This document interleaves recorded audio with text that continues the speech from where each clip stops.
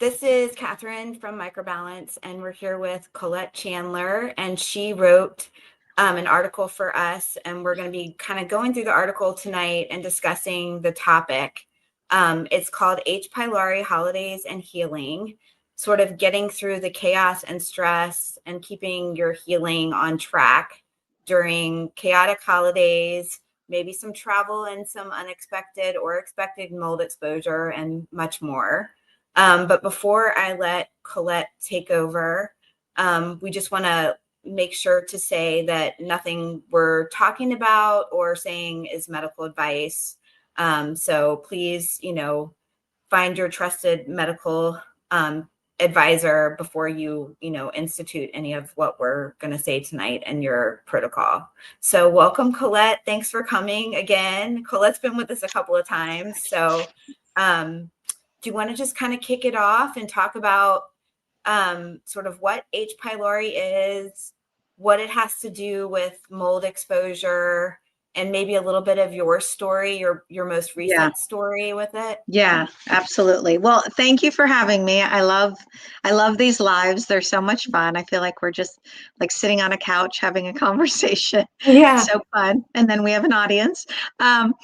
So just a little bit about me. So I'm nationally board certified as a functional medicine health coach, which basically means I spent an additional so many hours to go back and take a exam governed by the National Board of Medical Examiners. So they like to do that just to make sure people are qualified with what they're doing.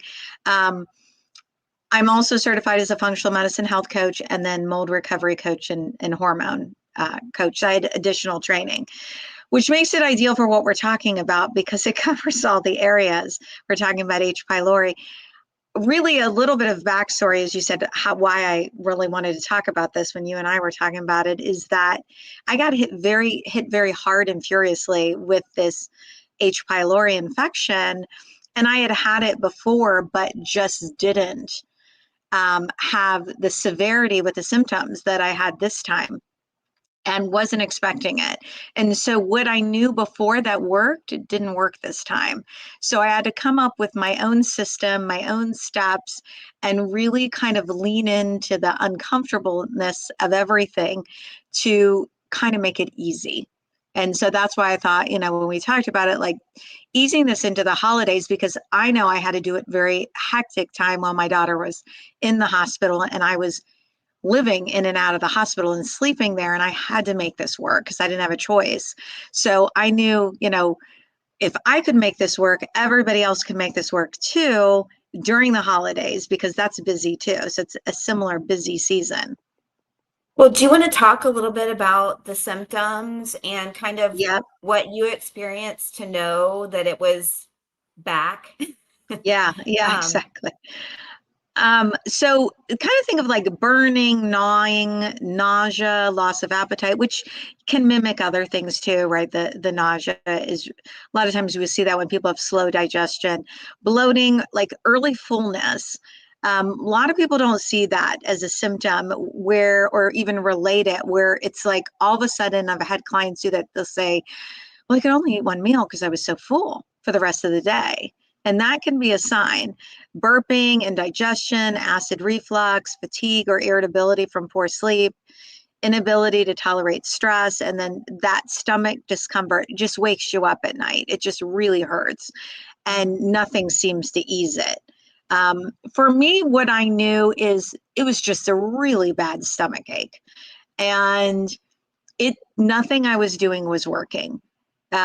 And no matter what I tried, I was with a heating pad and it was just, I remember what it felt like last time. And this one was that plus double that. And so I went ahead and did some testing to determine a GI map I did and to determine what was going on. And I don't mean to interrupt you, but we had a bunch of questions about the testing and the GI map. So is that something that someone could do with you? No, I don't run the GI maps. No. Okay. So what does that involve? I know we had questions about that piece of it, the Yeah. diagnosis piece. Yeah. So what that involves is a stool test. And it's a snapshot of your whole gut health. I mean, your entire gut health is in your stool. So you take the test, and once you take the test, that basically shows you all of your pathogens. Any bacterias, it will show H. pylori. The other thing, H. pylori can be shown on a regular doctor's test too. It's not going to show as in depth, but you could go to your regular doctor and um, they could diagnose that if you didn't want to spend the extra cost on, doing a more extensive gut health test. There is Tiny Health, which is a new gut health test that people can do at home too. It just depends on what you're looking for. If you're wanting more and more in depth to go into even more bacteria, bigger snapshot of your gut, people go to GI Map. If they want to spend less and just want more of a smaller snapshot, they would go to the Tiny gut health test, which is a newer one. So those are the three, go to your doctor, which is quick and easy. People could do that and know they have it. Yeah, and we also got a question about how it's acquired with like saliva, passing it through saliva. Is it acquired from food or animals? I know there were a lot of questions about that. Yeah. Um, So I know it's iffy. it is iffy between that because I don't know that it's an interesting question.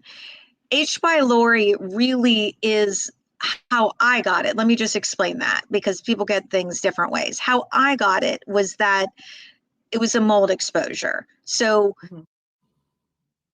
the last exposure, I got H. pylori.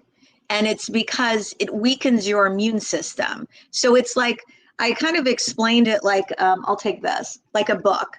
It's like, this is you on the outside, and it just basically opens you up. So it opens you up to infections, and you can get a multitude of infections like H. pylori, anything else, your immune system goes down. And what you want to do is shut the book. So that's how I got it. And people can get it, it's a weakened immune system. It's when your immune system goes down, when it's weak, then you've opened yourself up to an infection. So it's just that ability to open up when your immune system is down. It opens you up, and mold really reduces that immune system. It wreaks havoc on your entire gut lining. When you have those things happen, then you are open to more infections. And these are what we call co-infections with mold.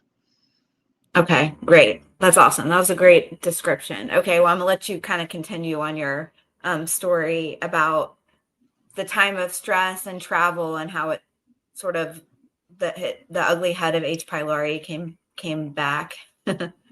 Yeah. So before I left, I knew that I had it. I knew I had H. pylori, but I was traveling. I needed to spend a month in another state.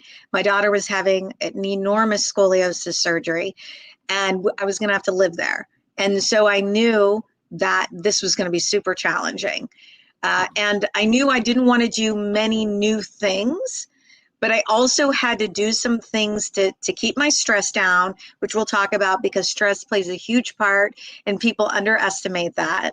I knew I had to do things that make everything quick and easy so that I didn't have a lot of time. And that also correlates with holiday busyness. We don't have a lot of time if we're hosting and entertaining, and those habits can go out the window super fast, which is what I help a lot of people with, is being able to do that hard, making that hard easier, because we don't want to have our habits go out the window when we're trying to get to the other side. And then what made it even more challenging was, that compromised sleep. So I had to find ways to get back to sleep quicker. And so I had a lot of tools that I put together. And so I think we could probably go into the tools a little bit too. Yeah, I think Yeah. that's great.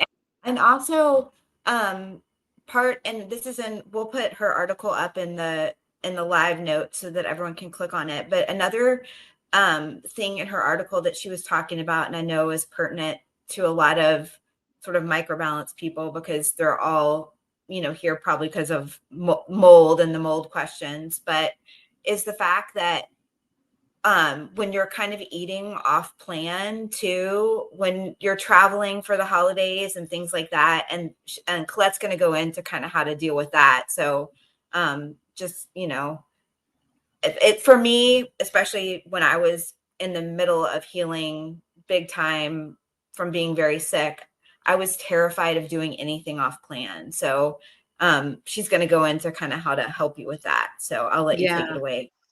I love that you mentioned that, Catherine, because it can be terrifying. But when we worry, right, then that creates a whole nother level of stress. Then our body feels it. And I always talk to clients about that, about how can we make things easier for you, less stressful, so that you can do all of these steps that we're talking about, because we co-create this plan and then we make it easier. So one of the first things that I love, and I actually have it with me, is that microflora mood and mind support. Yeah. This really, really helped me. And I want people to know, like, I am not one, if you follow me, that I sit there and talk about products and things like that. But when I originally started doing these lives, I had reached out, and Catherine will know, to Microbalance because of the, you know, the positive effect that their supplements had on me. So, and this was one of the first ones that I actually started with. And I chose this one because it has this Lactobacillus plantarum DR7. Hmm. And it's shown to reduce like gut inflammation, the stress response, immune. So it covers some real key areas and then helps with feeling anxious, irritable, rebalances the gut flora. Um, so all of those things are related to stress, mold, hormones, and it kind of comes in as a little blanket. Is kind of the best way to describe it. It Yeah. was like my blanket, because I was at the point where I could not go into the other supplements that I normally used, and I needed something that was in between. Hmm. And this was that great one. I took this one with me to Maryland when I was there, and I took this one every single day. I didn't go without this for over a month. And this was part of my protocol, because I knew I could not fail with this protocol because of my situation. And I think if you take that mindset and you don't do it as stress, but you say it as, this is just what I have to do, and that's okay. It's like a Hmm. boundary. Um, the digestive assist, is great. Is It's an enzyme, and you have to have an enzyme on board. First of all, as we get older, our body doesn't have that ability to digest as well as it used to, so we get that bloating, we get kind of that burping, things are like, our digestion is kind of sluggish, things get heavy.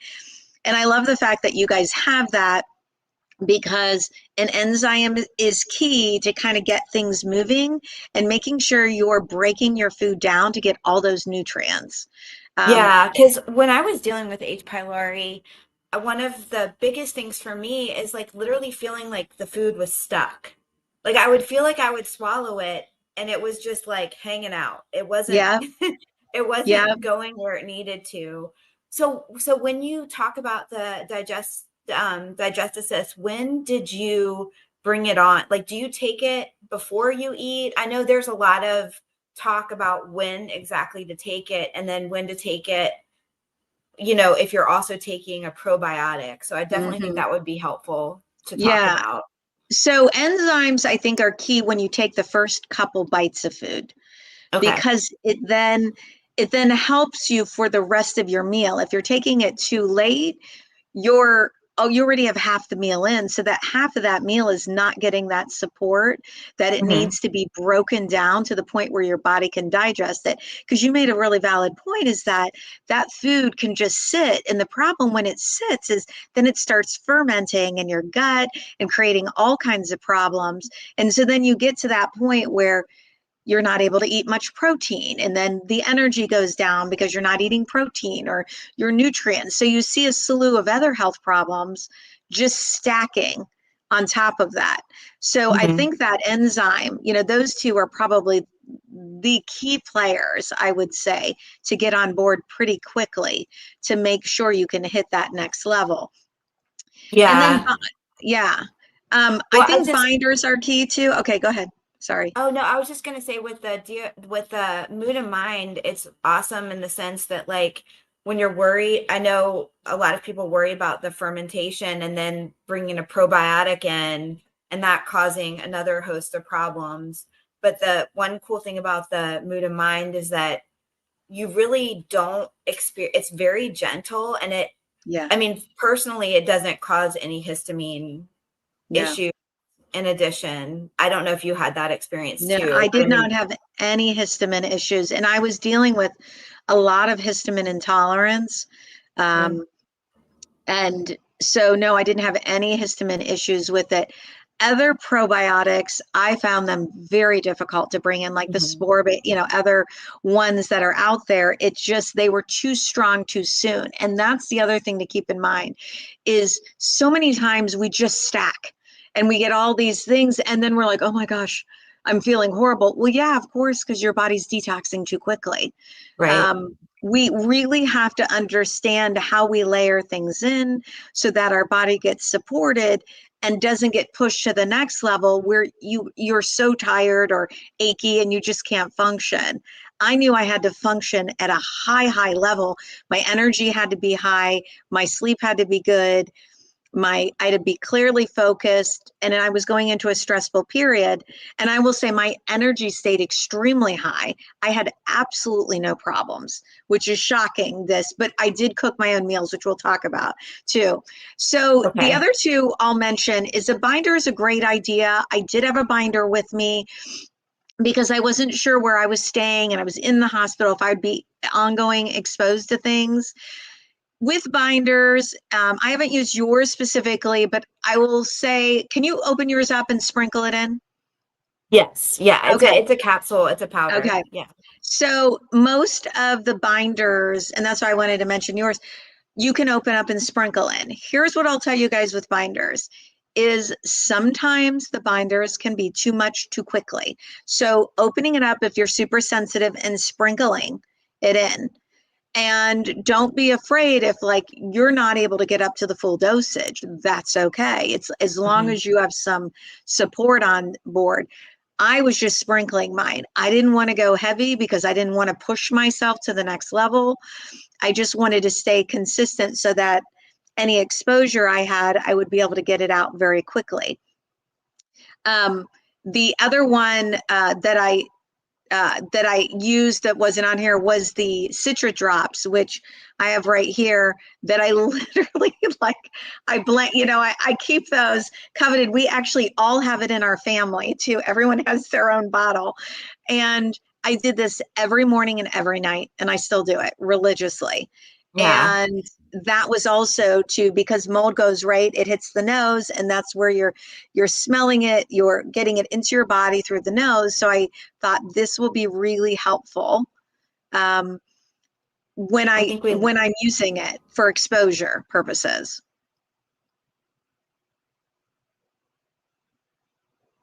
sorry, we So, lost you for just a second, okay, Colette. am I back on? Did you lose me again? No, you're back. We just lost you Okay, for a second, but she was okay, talking about protecting her nose because that's where it's sort of the main avenue of mold into the body. So especially when she was not staying at home, just being diligent about using the nasal spray to sort of thwart anything that she was yes, inhaling. And also, yes. I'm sure like being at the hospital too, it's sort of like a protective thing to do as well. Because that's sort of where viruses enter, same as mold. So, Yeah, it really was. And when I was the nights that I spent the night in the ICU, which is there were 5 days my daughter was in the ICU after her surgery, and things went south. And so it was also a very stressful time. And I had my bag of supplements and my food and like I literally came prepared. Or we had my husband had come for a little while, and so they ran back and got the food and we stored it. I just knew that to show up for her, I had to be in a good Mm-hmm. situation. So even when it was unexpected, I was at the hospital longer, we still found a way. Like I never once even ate the hospital food. We still found a way to do that, which is very difficult. That's why I say to you guys, like, you can do this through the holidays. It's just being prepared. So the other ones I want to talk about, the liver support is super huge because of the way your body detoxes, and you need to support those pathways and keeping the liver moving. And so when the liver stalls at H. pylori, that their symptoms get worse. So that's a key too. Um, and then of course you guys have a great sleep formula, the sleep formula, which is if you're waking up in pain, can't get sleep, that's a great one. Yeah, to spray and go, since it's homeopathic, I love homeopathic formulas. So homeopathy, one thing to realize is there's not contraindications.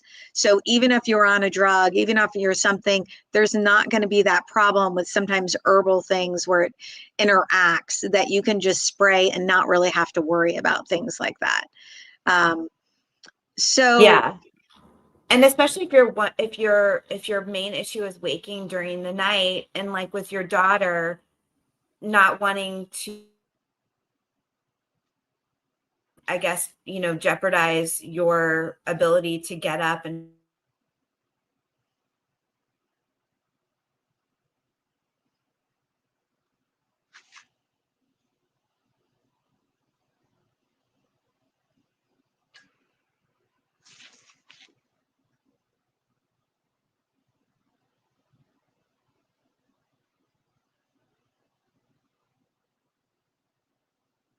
for some reason, I think I'm frozen again. You're frozen.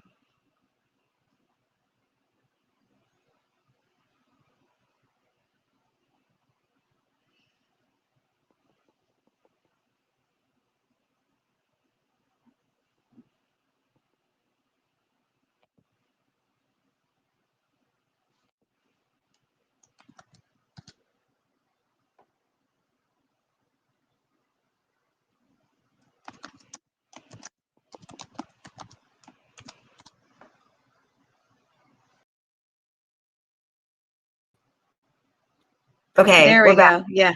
Okay. I don't know what happened, but I don't so either. we're back, and Colette was talking about supporting the liver and making sure you sleep, and using homeopathy, because it doesn't affect your ability to function the next day, which when you're dealing with a sick child, you cannot you Yeah. cannot be groggy. So Yeah. okay. That, That's the key. So let's talk a little bit about the habits.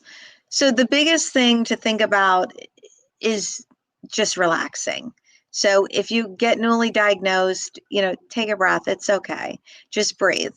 And taking those breaths We lost her. Okay, before, there. yeah, taking those breaths before you're eating, inhaling, I say the 4-7-8 breath, taking your body out of fight or flight, because you're not going to be digesting well if you're stressed. So that's going to be super key.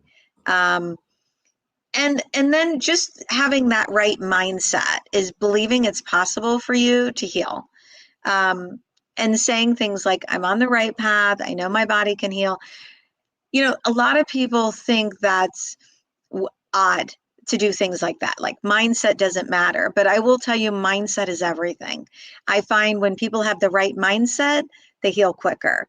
When they have that mindset to everything is going to work out okay, things go better. When I was with my daughter, I just said everything's going to work out. Even when times where I wasn't even sure it was going to work out, I just had to have that mindset. Like, I'm going to feel great. She's going to feel great. And everything's going to work out. Yeah, Um, I think that's great, because if you don't believe that you can heal, then your body starts to sort of feel the same way. exactly. So, Exactly. So simplify and organize. This one I think is probably the most important step. I had these plastic, probably this wide of bins, and each bin I stacked my supplements. I stacked them, I put them in, I should say, layered them and wrote the names on the top. I brought the actual bottles. I found it a lot easier. I knew I might be tired and would have to think things through. So I wrote out my entire protocol, put the sheet in with the bins, brought the bins with me. And then I had my electrolyte in the morning, and I even wrote exactly how I was going to do it. So I'm like, I'm going to do this in the morning. I'm going to do this in the afternoon, this in the evening. Wrote out, okay, in my electrolyte, I'm going to put my minerals on my electrolyte, my collagen. Then I'm going to take it with these pills, and I'm waiting 15 minutes, and I put the timing and everything in there. So I did it the same every single day, whether I was in the hospital or not. And that made life very easy because I no longer had to remember. I didn't forget because it was exactly the same. Whether I was up late, whether I wasn't, I would go into I remember sitting in the hospital room or the ICU, I had my little bag and I had my water and I just found a way to make it work. And so those bins really saved me. When your energy is low and you don't have that clarity, or your things are chaotic, to just have one spot. And this is another important thing, like very similar. One of my clients was having trouble remembering things. So she took one cupboard and she put in everything that was in this plan we co-created. And even her nuts she was eating and different things, she put it right in the same cupboard. And she said, that's the only cupboard I go to. And that way I don't Yeah. forget anything.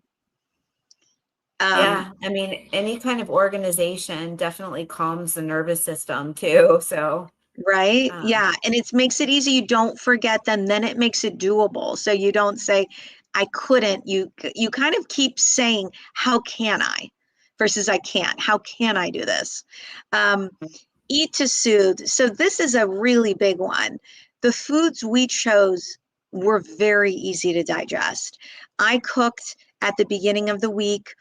And if you know you're entertaining or you're going somewhere else and you know you may not be able to eat some of these foods, prepare your food in advance. We cooked on Sunday for the entire week. We put it in glass containers, put it in the freezer, and would just bring it out. That makes it easier. If you're entertaining, you can bring out your meal or bring your meals to somebody's house. And what becomes challenging is feeling bad you have to eat this way, or feeling bad that you have to tell somebody. And I will say that's just a healthy boundary, and be okay. That mindset again, being okay that you have to tell them, I'm not able to eat this, but I brought my food. That's okay. You don't have to worry about me. So turkey, and then, this is the season of turkey. So turkey, chicken, salmon, cooked vegetables. Beef is a little bit harder to digest, so that's something that would come later. If you can do it, do it. I found it was too heavy for me, but cooked veggies is key. And if you can do some bitter veggies like arugula, broccoli rabe, things like that, that's great too. But at the time, I couldn't even do anything raw. I mean, that was just killing me. So I stuck with cooked veggies, put them in the glass container, made a whole meal, put it in the glass container, and I was done. okay, that's great. That's a great tip. Especially when and just sticking to the foods that you know that your body likes, to help, along that road. I know it's sometimes hard, um, with holiday travel, but I definitely agree. Like sticking to the things that are easy to digest for sure. Right. It makes it, yeah. When you're traveling for the holidays, I think it's just the prep in advance. If you have to make something for somebody else, you prep your stuff earlier in the week, have it ready in the freezer, label it, grab it quickly. And that way you can even eat while you're making the meal. And you're not going without food too. And that's key, to make sure you're nourishing yourself. Movement is super key because everything could just sit in your gut and it feels really heavy. So even if you're going for a 15-minute walk or a 10-minute walk or up and down the stairs or get on a vibration plate, do something that simulates movement. Even if you're feeling so bad that the only thing you can do is get into a sauna, like there's access to a sauna somewhere that moves the blood. and this circulates. So anything you can do to get your body moving so it digests quicker, that is going to be key too. Any kind of movement is okay. This isn't the time to be doing doing a lot of workouts or running. That can be a huge stress on your body, but it is the time to move. So after the meals, you could get other people to join you. Hey, do you want to go for a walk? Let the dishes sit for a second. Go for a walk right away. But try to do those 10 to 15-minute walks as a necessity versus a luxury. Say, I don't have Mhm. time. How can I? How can I get this walk in? I love that. Movement is such medicine for your mind, your body, your digestion, everything. So, I mean, and I think also like what you're saying, like if you kind of take the reins and say, I'm going to go do this, I'd be willing to bet 2 to 3 other people will join you. Right, So, right. yeah. Yeah. You don't realize until I tell that to clients all the time, like you don't realize you think you're the only one. You think, there's always that fear of missing out is I call it joy of adding new, joy of adding something new, whether it's a new activity, new experience, new food, focus on that versus that fear of missing out on the activity, the conversation, and see if you can start a new tradition of walking Yeah. or doing something. Yeah.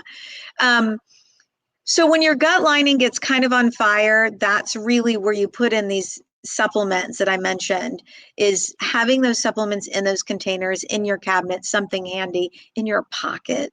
I mean, that's also possible. Just stick it. I've done that before where it's like I'll stick the ones in the right pocket that I take while I'm eating, and the ones in the left pocket I take after I'm done eating because I needed to run out. You can get little tiny, even Ziploc plastic bags at, I think, Joanne Fabrics and little things you can pop pills in, whatever you do to make it easier for yourself to label everything. The thing that I don't want people to miss out on is the whole concept of the castor oil. We kind of underestimate what castor oil can do. And putting it on your abdomen or liver, you may not feel like it's working, but it's kind of working in the background a little bit deeper. And there's plenty of ways you can get the castor oil pack so it doesn't get on your clothes.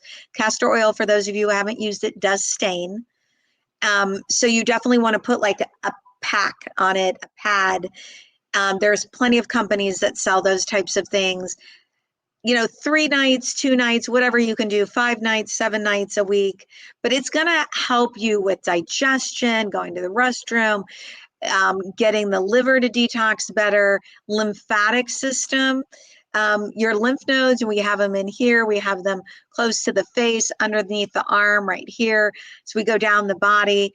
And the lymph can get stuck too, and the lymph is like your sewer system. So if you get that lymph moving, everything also comes along. So that's going to help to get that lymph moving too and kind of calm your nervous system. So those are a great option to do at night. I used to sleep with them on and not care. Put them on before bed and just sleep and don't worry about it. Take it off in the morning. So you're going to put the castor oil on, you're going to rub it on, and then you're going to go ahead and put the pack over it. And then you're going to put a heating pad to get some heat on there on top. And then you could just sleep that way. Or if you're reading a book, or just add it, stack it with an existing habit. So if you read a book every night, do it at the same time.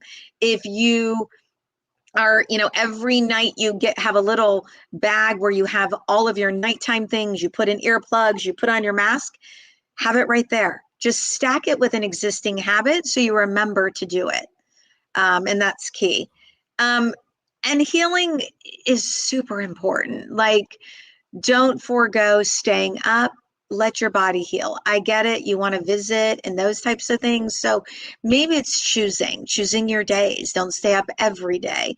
Choose one Mhm. day that's important to stay up later. Sleep in the next day. Maybe make the breakfast for, if you're hosting, for your guests in advance, and then you can just pop it in the oven. Or if you're somewhere else and you feel like you need to be helping, talk to your host about that and say, let them know what's going on with you so you don't feel that extra stress that most people feel during the holidays, and be okay with that. And then just anchoring how you're feeling, anchoring the idea that I want to feel a certain way. So I always used to tell clients, like, what word do you choose? So if I want to feel at peace, then that word, you put it somewhere, whether it's on your screen, on your phone, and a piece of paper, and everything you do goes around that word. Like, is that going to make me feel at peace? Is that going to make me feel calm? Is every time you question your mindset, your activities, your behavior, and say, is that going to give me that feeling I want? And you'll lead yourself to the right actions. Okay, that's great. And also for people that are traveling and are really worried about the mold situation or maybe not being able to control that, all these steps come in equally as important in those situations, even if it's not, H. pylori you're dealing with, just because just calming yourself, saying that I'm going to be okay. I'm still in control of my situation, even though Yeah. I'm maybe not totally in control of my environment, and just doing little things that that help, like spending time outside, Yeah. um, eating the things that nourish you and that your body does well with, planning, like Colette said, with your supplements, and, having them sort of, even if you go to the drugstore and buy your little Monday through Friday supplement things, just so that you have it every day and it's one less thing to think about. I mean, all of those things, paired with what she was saying about, you know, having kind of like a word, like I'm safe, I'm okay, I'm still healing. Just Yeah. telling yourself that sometimes is super helpful. And I mean, you can also pack like your candles and, Right. little, your mini air purifiers for the bedroom you're sleeping in. Just little things like that can do a world of difference. I think that's huge. Especially when it's, oh, I was just going to say, especially when it's just for like a day or two, because it's not going to, well, it may not be ideal. It's not going to completely derail you. So Yeah. I love all of the things that you're saying. Yeah. And Would you I want to, love that with that. oh, I was just going to ask if you wanted to take some questions. We've got Yeah. some that came in.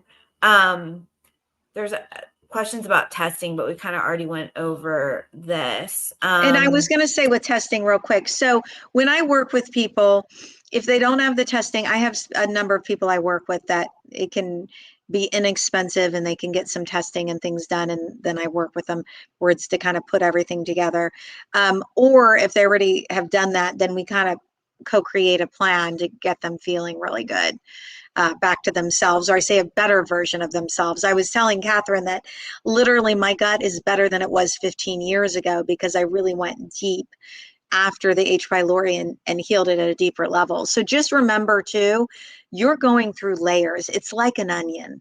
So don't be discouraged, but when H. pylori happens, it's going to take a little bit, and then you may have to do deeper healing too. And just realize that layer is done, but maybe there's other layers, and be okay with that.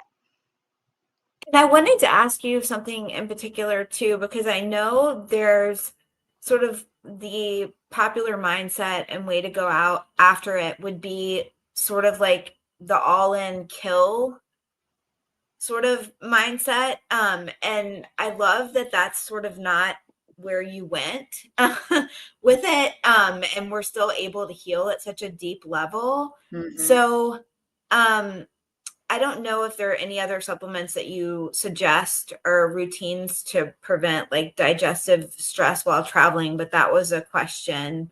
I know Yeah, I you have said some. glutamine.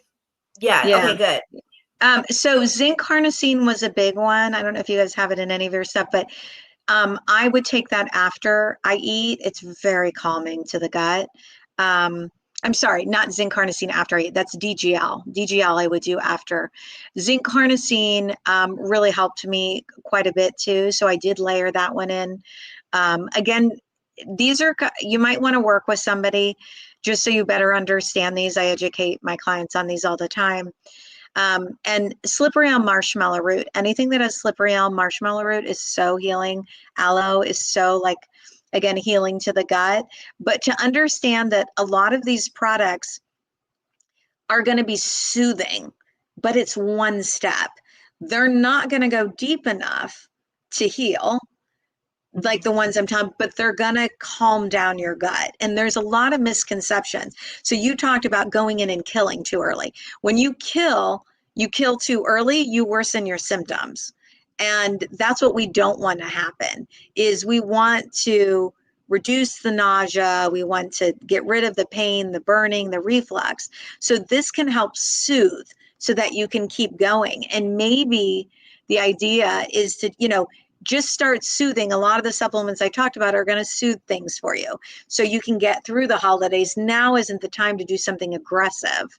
It's the time to just calm things down so that you can be at peace, you're able to eat, you're able to do things, and then you can go through the layers and go a little bit deeper. But yeah, um, the kill, when you do that, your body can get worse in the process. Yeah, and it can also, increase your inflammation too. So that's probably something you don't want to be doing while you're not at home, Yes, especially. exactly, Uh, exactly. and I was going to ask when you said you healed deeper than you have kind of ever, how long did you keep your protocols in place once you got home to really get where you are now? Because I think that people wonder about length of time. Yeah, and So, everybody's different. This time was a lot longer because of the situation. Uh, I underestimated, like, I thought I was fine in the hospital. I was handling things beautifully. I had adaptogens, which help with stress for people who aren't familiar, in the morning, in the night, and I had my whole protocol. So I thought I was grand until when I came home. And I think not being in that environment, it hit my body. So I was on things longer than normal. But in the past with H. pylori, it was a 3 month, about a three month protocol. Sometimes it can be longer. For me, this time, um, it was more like 6 months to get everything calmed down. And then I just went through layers, and there were different supplements at different junctures that I did. But this is the great, as I said, starting point to get things calm so you can make it through the holidays. Some of the other stronger things, like mastic gum and things that I wasn't able to tolerate. mhm. So it just depends on where your gut is when you get it. Sometimes you can jump into stronger things, but most often your gut can be so irritated because you might have other things going on, like parasites, especially if you've been exposed to mold. You may have a slew of other things happening. And so your gut is super irritated. So you're not able to jump into these aggressive protocols, and it's too early, too soon, too early. So 6 months was this time. Yeah. Okay, that's good to know. And feel free to throw your questions out there if anybody has them. I'm going to go through what we've got. We've already talked about which microbalance products help with H. pylori. We've talked about it being passed by. Do people need to worry like about spouses, husbands, partners, like with saliva if they're having a flare? Do you need to worry about contact? I know that we had a couple of questions about that. Um, I would say as long as you're treating it, you would be okay. I mean, I did not Mhm. worry about it, and my husband didn't get it. My daughter didn't get it. I mean, they say, that there is an ability to pass things, but I did not see that at all myself. Okay. So, yeah. And my personal experience has also been that um, it's like it just when my immune system is shot is Yes. when things like crop back up, and it has never had really anything to do with like a contact Yes. situation for me personally. But Yes. um, Yeah. okay, and And I want uh, to add one thing real quick. You had talked about grounding, and um, so I want to get into that just a little bit because we were talking about stress. So when stress is high, H. pylori is going to be a problem if your stress is high. And I get it. You're going through Thanksgiving, the holidays. You're saying, Colette, how is that possible? My stress is going to be high. That's why I want you to practice breathing, grounding, getting out into the ground. Yes, it's cold. Take your shoes off and walk barefoot. It literally is calming to the body. You'd be shocked. Getting in the park, near woods, near something, is going to actually help your gut. It puts better bacteria. So it changes the ratio of bad bacteria, can help it go down, and good bacteria can help it raise. So whatever you can do to get that stress down is key. Okay. And we also have a question about, it's not on the chat, but somebody was asking, like via email, so her symptoms of H. pylori are really bad at night, which makes sense with like the low stomach acid, and it feels like she said it feels like she has fire in her chest. Yes. And she was asking about taking a digestive enzyme right before bed. And I don't know anything about that. So I wanted to ask you that question, if that's something you did or suggest. So the enzymes are just there to break down your food. Okay. They're not there for any other purpose. They're specifically for food. That is very common, and that's what I experienced as well. It's very painful. And it is at night when you're laying flat. I would say, there's a lot of things you can do without getting specifically, into specifics. But because I'm not working with her, directly, it's so hard for me to say. But one of the things I would say is sit in an incline, whether you have a headrest or something. It's going to be better for your digestion and your body because you're at an angle. So your digestion is going to be a lot better. It's not going to, hopefully you won't get that reflux, that burning right there as you're sitting more at that angle. Put on that liver pack, the castor oil pack, see if that starts helping calm things down. And the other thing is, do not underestimate breathing. Breathing is amazing. I've been able to get rid of pain, headaches, all kinds of things through deep breathing.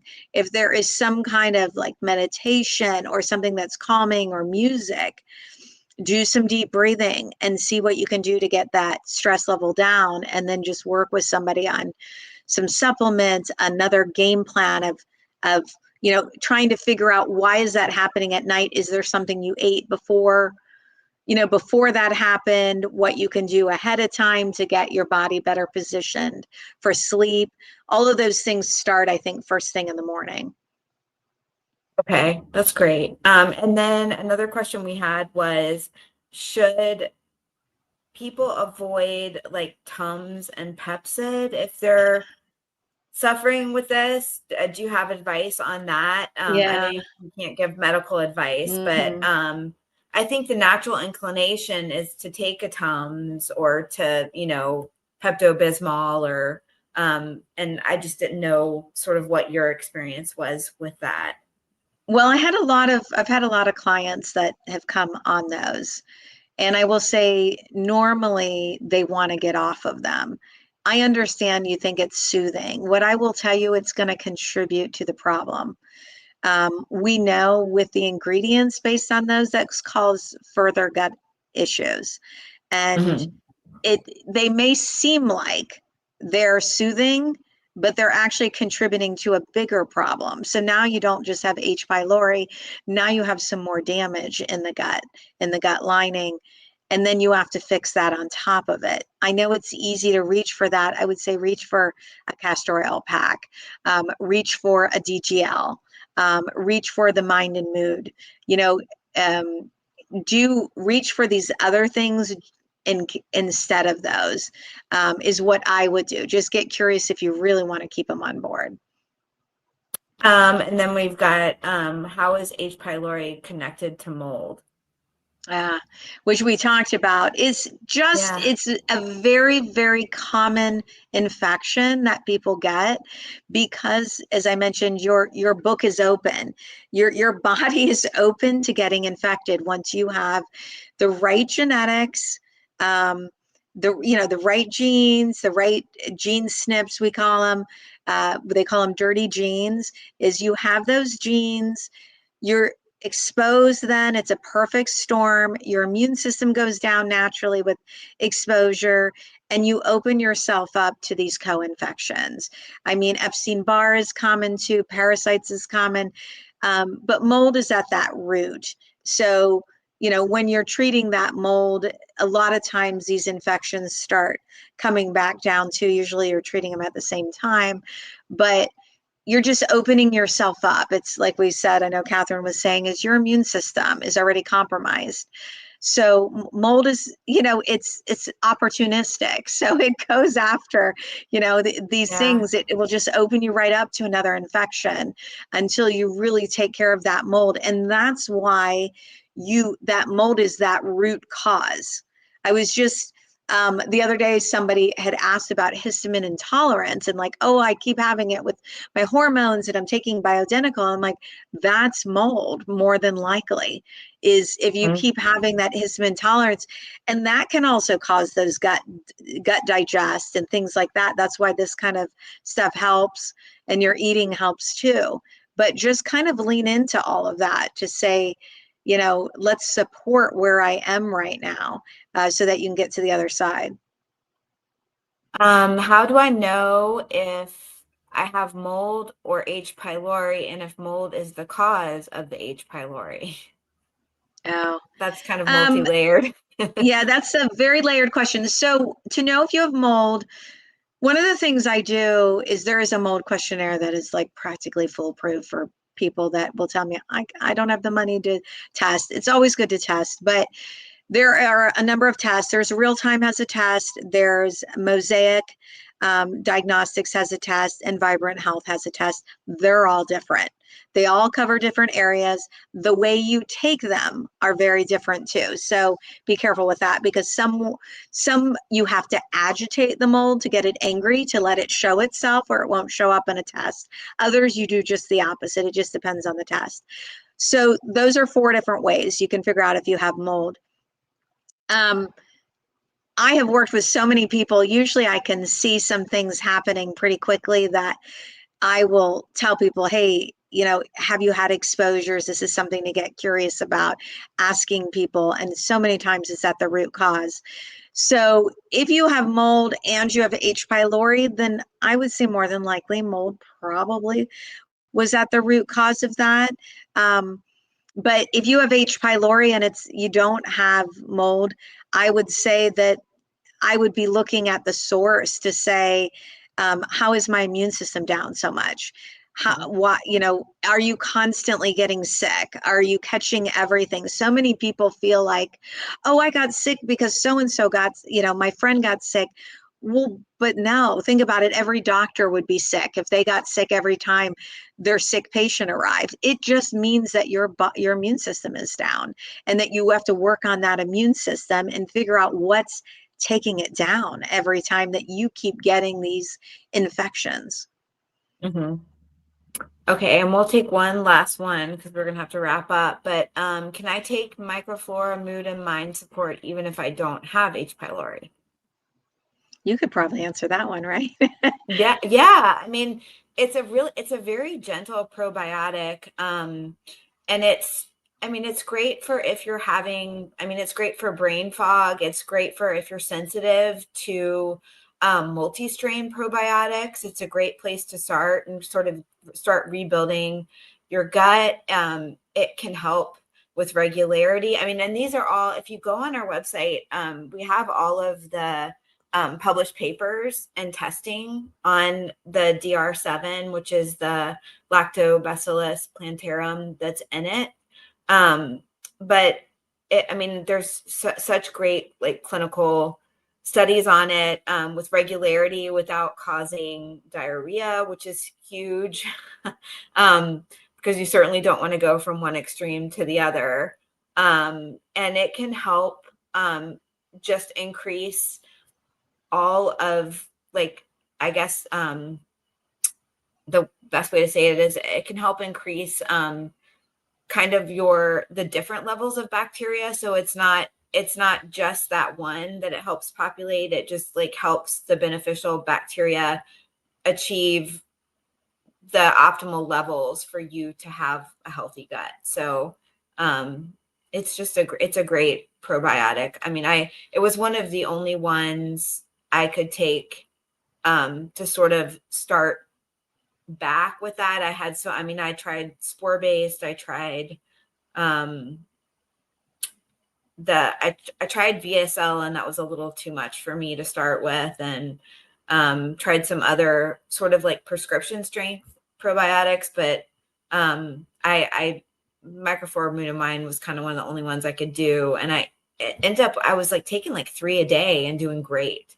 So I don't know how many you were doing a day, but it's definitely something, a good place to start. So Yeah. I think um I was doing only one a day, but that's a good point, is that you can add on more. And as Catherine mentioned too, that's why it's great to work with somebody, because so many times we don't know, and know that also based on where how our body has healed tells you what supplements we can tolerate.